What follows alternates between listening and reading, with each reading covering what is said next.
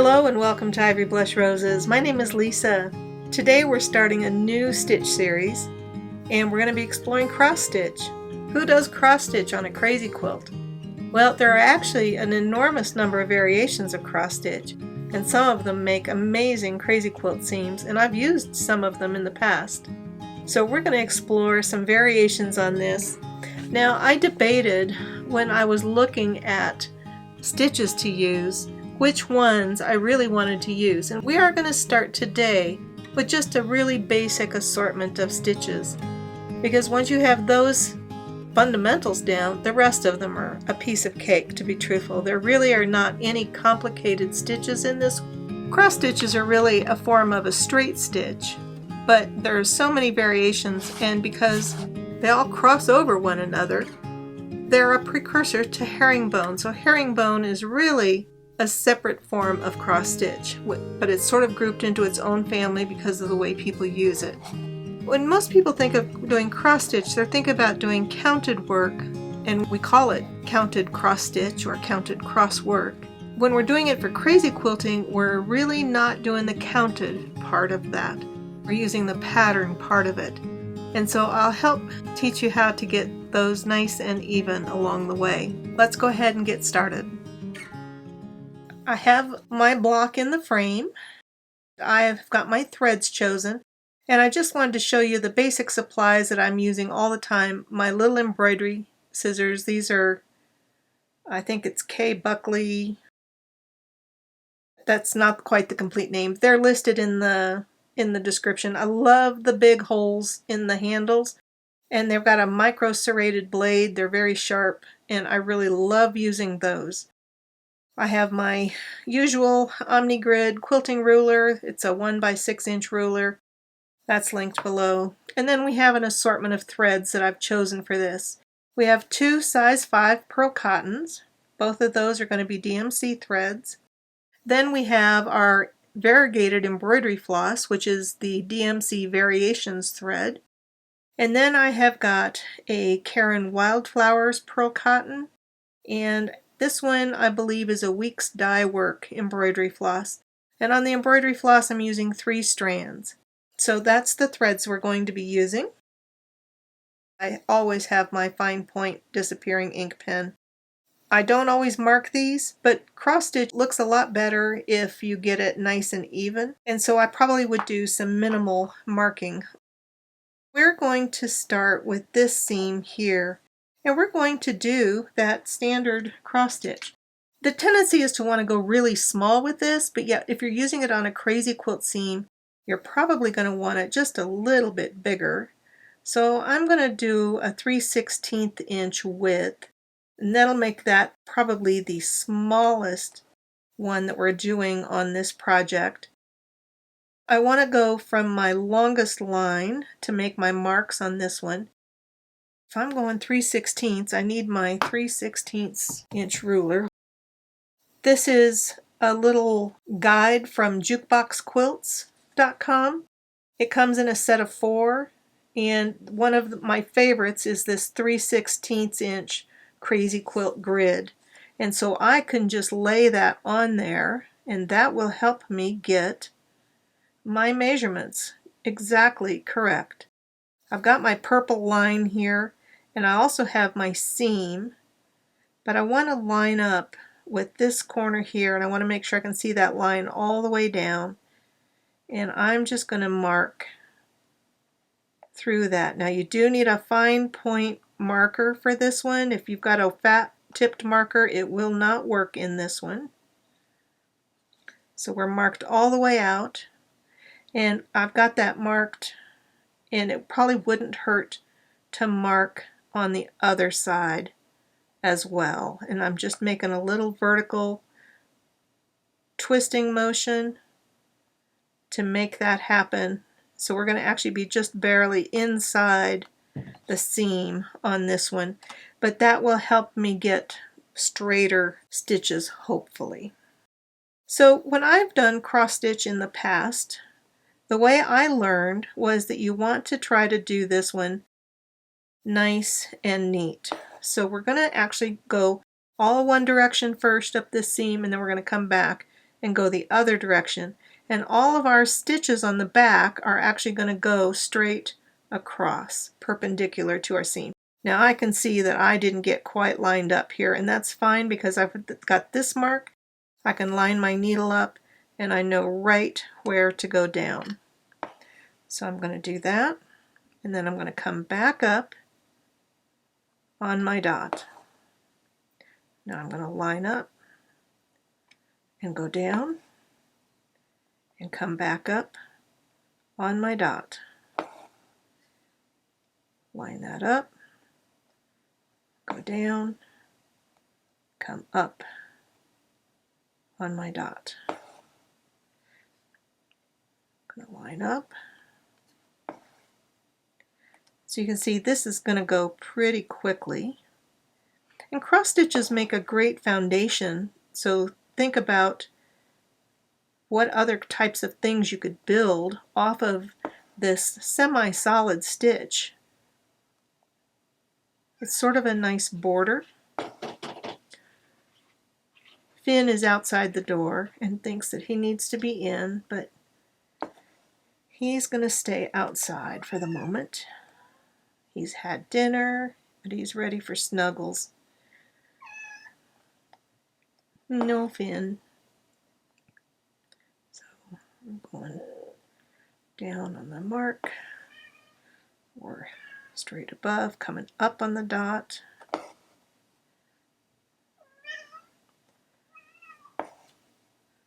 Coming up. So we're just going down that seam, all the way down. And the reality is even just those diagonals make kind of a nice seam. You could have fun with that as a seam treatment.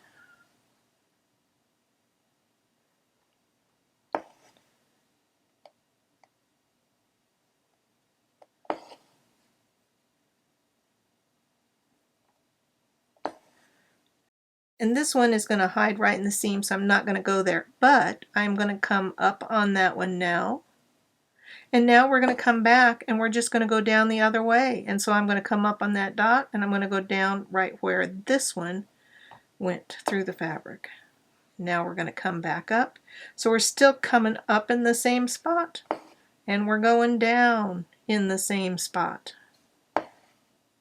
And you get these beautifully even little cross stitches.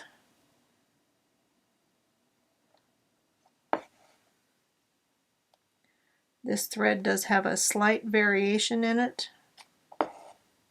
Variegation, I should say.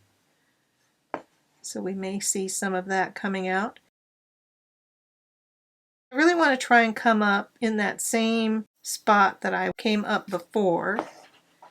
That will make a more even stitch. Now we've got a little extra fabric there. It's a little harder to get through. Poor Finn. My goodness. You're feeling lonely, buddy.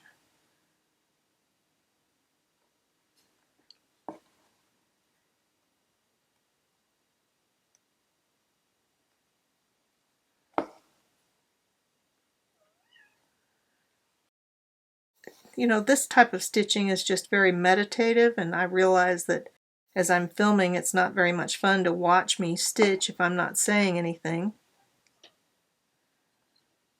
I don't know, some of you might prefer that.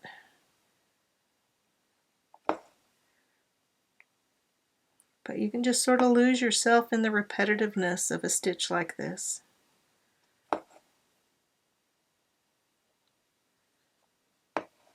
And we're right at our seam line down here.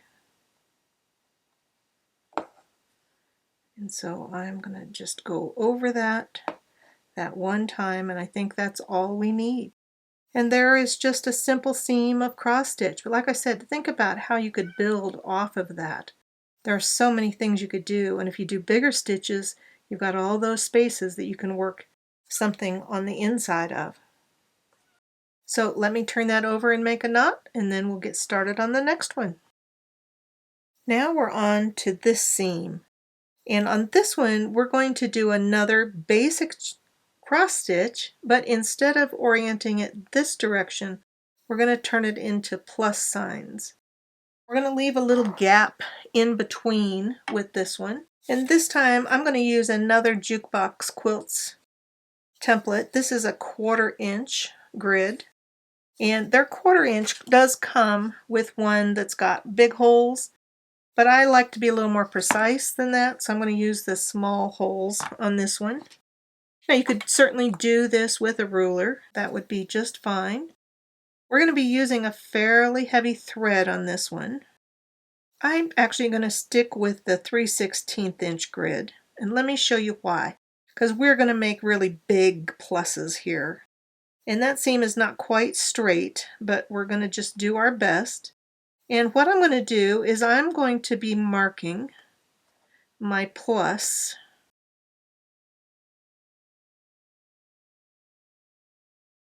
And we're going to spread them apart just a little bit. So I'm going out. So I'm going to do a stitch this way and a stitch that way, and then we're going to leave a gap in between. So there's the cross over, and then the vertical. Leave a gap, there's the crossover, and then the vertical. And that should be, oh, we're way past the seam allowance on that, so we're in good shape. Again, I really love these. This is one of the few templates that I use on a really frequent basis. And I haven't used it much in this because it just hasn't seemed as appropriate for what we've been doing, because we've been doing a lot of stuff at 1/8 of an inch. But cross stitch, I wanted to make it a little bit fancier. You can actually work the whole stitch at one time, and I think I'm going to do that just because I think it's going to help save thread a little bit. So I'm going to actually come up on the upper one, and it doesn't really matter where you start. It's just whichever you do, you want to be consistent with how you do this one. So we're going to go there, and now instead of coming up over that seam, I'm going to come up just next to it, in line with it, and then we're going to go down and we're going to make that cross. So these are going to be individually made ones, and then I'm going to come down here, trying to come up on my dot. We're going to come up here,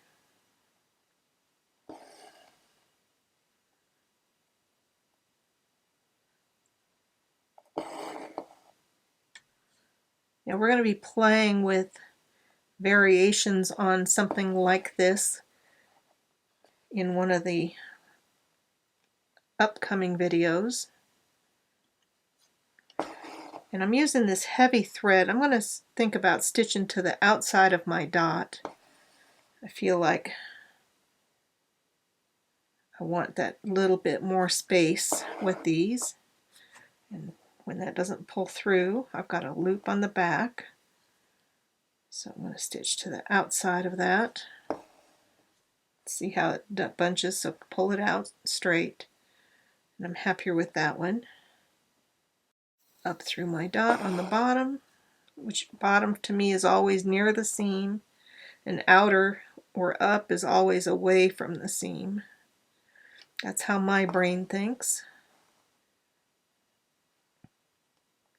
Now be careful with these. You could pull it really tight and start buckling that fabric, and we don't want to pull it that snug.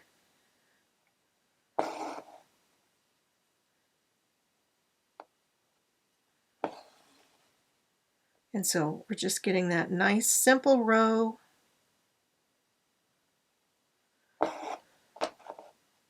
of crosses or plus signs. Just so many ways you can vary this, and so many ways you can embellish that further. But we're going to keep this one simple for right now. So that one hardly took any time at all, including introducing the stitch. It's been about 5 minutes. That did not take long. Simple, but it can really work wonderfully on a quilt.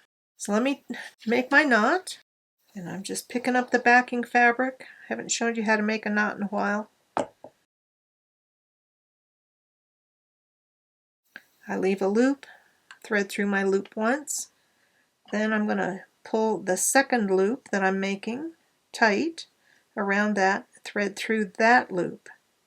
And now I'm just going to pull it tight and trim it off. And I always trim just a little bit away from that because I don't want it to pull through too easily. Now let's jump over to this seam here. Now we're going to do something similar along this line, but we're going to use this orientation but with the spacing. Let's actually use this 1/4 inch one. It will look similar in size even though it's not quite. I'm just going to mark out my squares along the way. I'm just going to go all the way down the line. So if I was using a ruler, I would be just marking at 1/4 inch intervals. So 1/4 inch apart, 1/4 inch spacing. And let's do out into our seam allowance. We'll just mark that off there just in case we need it. I think we're going to be good. We're going to use this heavy thread on that. So we'll get the green going in here. And I'm going to do basically the same thing. My first dot was here. So I'm going to leave this one as my space. And you know, cross stitch, you can really work any direction that you want. I would like on this one to work similar to what I did here. I could go and complete each stitch, which would give me what looks like a running stitch on either side on the back, or I can go skip, skip, skip, skip, and go down and have the diagonal on the back, every other one. So which do we want to do? It doesn't really matter as long as you stay consistent. So if you want to complete the seam as you go, then we can do it this way. And we'll just go over and down. And now we came from that upper right. We're going to go down lower left. Now come over to lower right. Go down upper left. Hopefully my little dyslexia won't kick in here.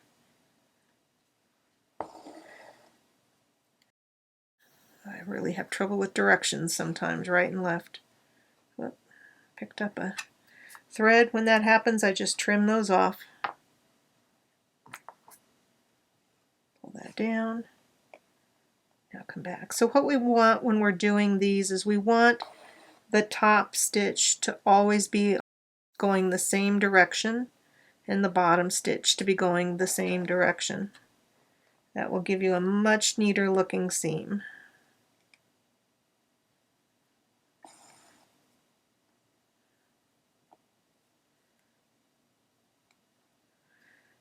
So you'll often see a similar pattern done when you're doing borrow stitching with either this one or the plus one that we did earlier.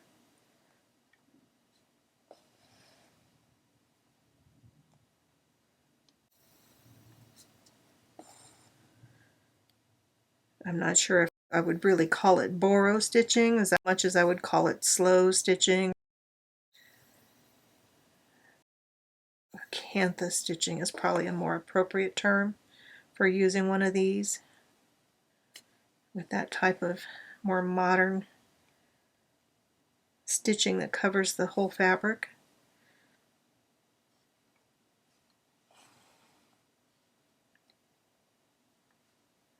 And again, you just get in the rhythm and you just stitch away.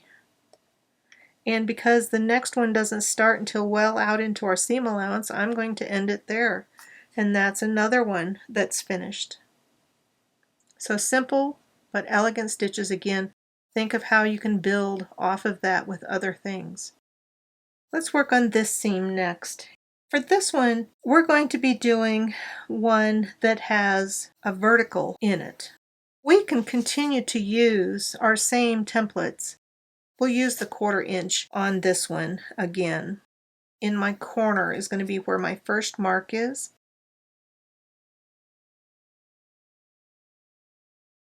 And we're just going to mark that. There's so many variations that you could do with spacing and size on these, but we're just learning these right now, and that's something that you can play with endlessly. Do you want to make oblong? I guess we need one more set out here. Just try to line it up so I can see all of them. There we go. For this one, we're going to be using this thread. This is the Karen Wildflowers. We've marked this out. This stitch, I've heard it called a cross straight combo or a zigzag stitch, and I've seen it stitched two ways with both of those names. So we're going to do kind of a combination of things here. I'm going to start out here in my seam allowance. This is one that you don't always see done quite on the square pattern. We're going to call it a variation here, and we're going to make one long variation and then a square variation, a long one and a square one. I'm going to skip my first set of marks, and we're going to go down to across two spaces, and then I'm going to come down. Typically, when you see this in the books, they're all going to use the same width of stitch. I just can't stand to do that all the time, so I'm going to mix it up a little bit. So we're going to do one double one and then one single one, and we're still going to come straight down. So this is just like our regular cross stitch, and now we're going to do a double width. Come up straight below. Now we're going to do a single one.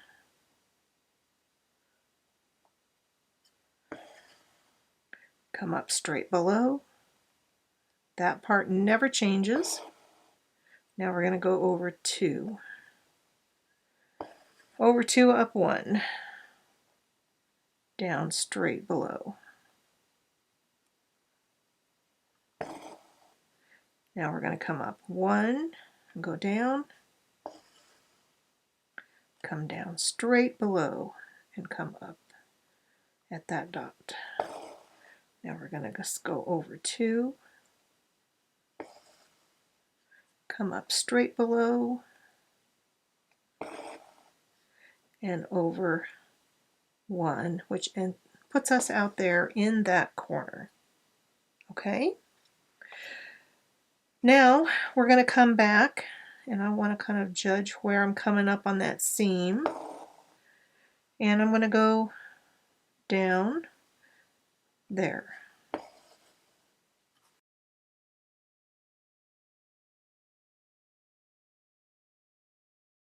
And I'm going to do the straight.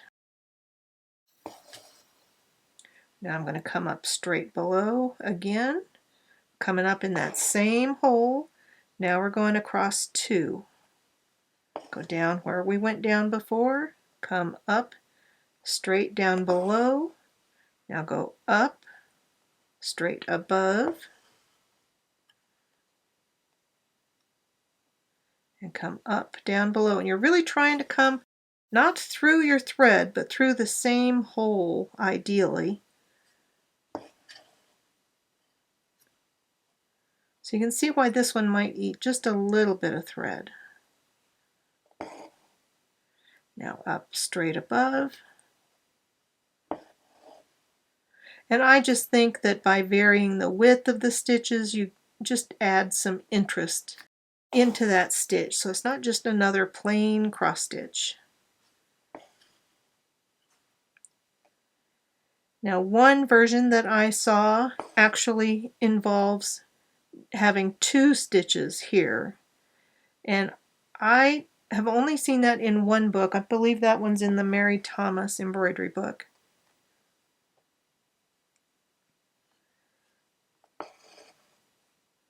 So let me know if you're interested in some of the embroidery books that I've been using as reference when I've been researching all of these seams. We might be able to sneak one of those videos in somewhere. Now back down. So these corner points all end up with 3 stitches in them. Come down straight below. But most of the variations that I saw only have 1 upright.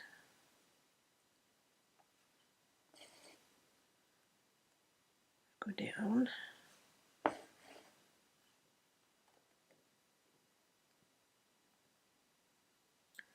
Come up down below, make that straight stitch.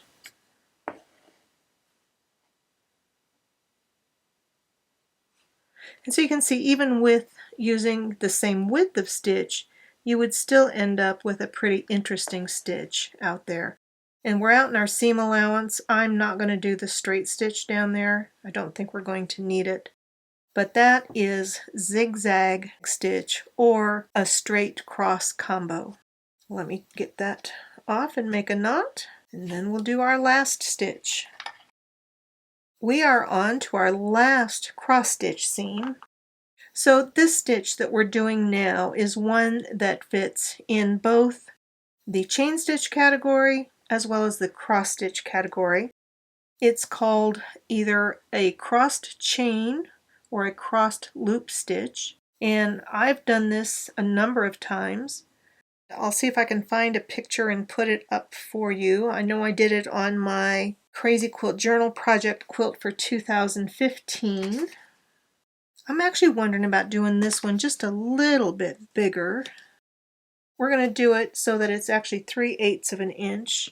I'm going to use my 3/16 inch grid. I'm lined up so that I'm right again on the edge of my seam, and I'm going to be marking going down every other one.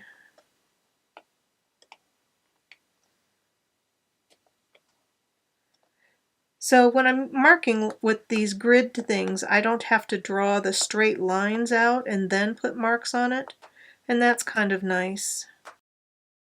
I wish I had one that was an 1/8 inch grid that I could see and use easily. So I just have little dots. Now this one we're using our variegated DMC floss on. On this one, I kind of like it when my loop comes up, and I don't really care which way it goes. I just want it to end on this side because I think this is going to be the top of the block. It really doesn't matter, but I would like it to be on this side. So we're going to start down here and we're going to go up this way. Now what I'm trying to do is get my lazy daisies or my chains or my loops to come out this direction. I want them to come out so they're ending on this upper line, not on the bottom line. That means my cross starts on the top and my lazy daisy ends on the top. So I'm going to go down and make my cross. Now we're going to come back. Now I'm out here, I don't really want to stitch out there that I might accidentally trim off. So I'm just kind of making a connecting line in here, and I'm going to come back out in here. And this will look better when we get to the next one. And I'm going to make my lazy daisy now. And it's going to cross over. And again, we're right out here on the edge of that block, as you can see. Now I'm right here. I'm going to go ahead and make my next cross up here. But this time I'm going to come back to where I went down with the last one. And now we're going to make our lazy daisy. So come up over here, come through my loop, try not to twist it, and then we're going to go down here. Then we're going to come back over here, go back down, come up on this line through my loop, and snug that up. Now down to the dot near the seam, back over to where you went down the last time. And so this is kind of an all-in-one. We're doing it all the way across the seam as we go. I'll try to leave them just slightly looser. That one pulled a little tight. I want to see that loop go down on the dot near the seam, come back up at the last one that you had done, go right back down in that same area, come up on the next dot away from the seam, and then go down over here. So we're really making a long leg to the side on our lazy daisy. And coming back where we went down before. And that's the base of our next lazy daisy, or chain as it would be.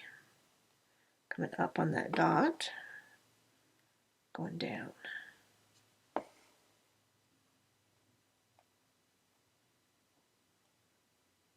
And trying to come up right about where you went down. Going back down in almost the same spot, but coming up through that loop on the top dot, away from the seam. Going down, coming up. Now going back down in that same spot, but coming up through that loop. And then going down to the dot near the seam. Then back.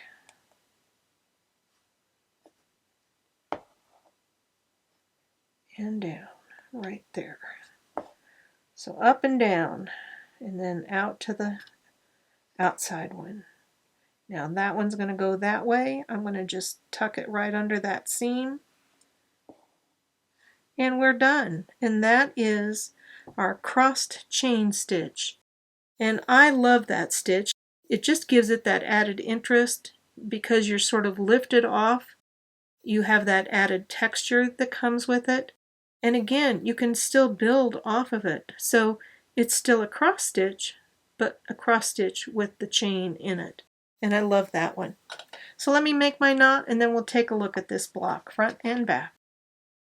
There is our finished block with our first variations of cross stitch. And I've used so many of these on various bits of stitching. I definitely have done a fair amount of counted cross stitch in my time. I've done a little bit on crazy quilting, but not much. But I have used these others or variations of them on many crazy quilts and in other embroidery that I've done. I love the simple cross stitch one. Again, it's just a great foundation depending on how big or small you make that for doing other things off of it. We've got our plus signs. They're really a detached cross stitch but done in a row, as are these. All we've done is change the orientation of them. And then we have our zigzag or cross straight combo, as it were, and we added the variation of varying the size of the squares. So you could do all big ones, you could do all small ones, you can change it up and put a pattern in it, however you would like. And then my very favorite of this group is this crossed chain stitch. I love this one and I've used it and I've just enjoyed it so much. Again, it just adds a little bit of texture and interest to a block. Now let's turn this over and take a quick look at the other side. So you can see with all of these patterns, we've ended up with pretty much just straight stitches one way or the other. When I was having trouble with that little catch, I didn't realize that I had a big knot on the back. So typically what I'll do with that is I'll try to come back in with a needle and see if I can untangle that mess. Sometimes you can, sometimes you can't. What I don't want is for this to come loose and then loosen everything up on the other side of the block, and it actually looks like it's made a pretty good knot. I might come in and just take a couple of catch stitches and pull it out taut so that it's not going to come loose on the front side. But just nice, neat, straight stitches. Not quite as neat on the back as it is on the front, but it's a pretty neat one. I am definitely happy with that. I hope you've enjoyed exploring cross stitch with me today. I know that so many people think cross stitch is sort of boring, but there's really so many things you can do with it. We've either got 2 or 3 weeks left of cross stitch to do, and I hope you'll enjoy following along with me. Until then, thank you so much for watching. I wish you a beautiful day, happy stitching, and I'll see you in the next video.